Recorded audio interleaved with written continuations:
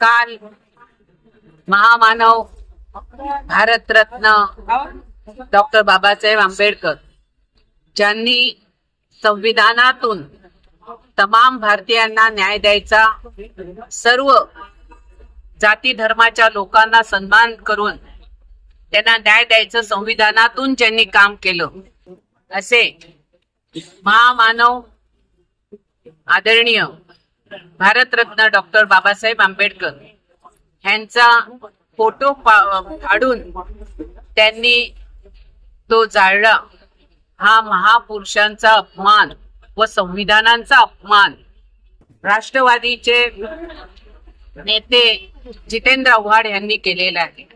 ह्याच्या निषेधार्थ आज तमाम भारतीय जनता पार्टी दहिसर विधानसभेतर्फे जितेंद्र आव्हाडांना जोडे मारून त्यांच्या राजीनाम्याची मागणी करत आज मुख्यमंत्री उपमुख्यमंत्री यांनी तातडीने त्यांचा आमदारकीचा सुद्धा राजीनामा घ्यावा अशी मागणी आज आम्ही केलेली आहे।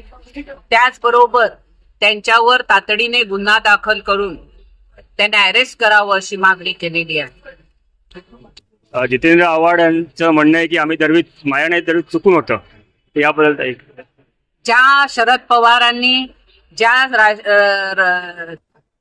सोनिया गांधीच्या काँग्रेसने आणि उद्धव ठाकरेंनी महाराष्ट्रातल्या तमाम जनतेला निवडणुका दरम्यान मोदी निवडून आले तर संविधान बदलतील आणि संविधानाच्या रक्षणासाठी लोकांकडे मतं मागितली, त्याच आघाडीच्या एका आमदाराने संविधान ज्यांनी आम्हाला दिलं त्या महामानव महापुरुषाचा फोटो फाडून तो जाळला।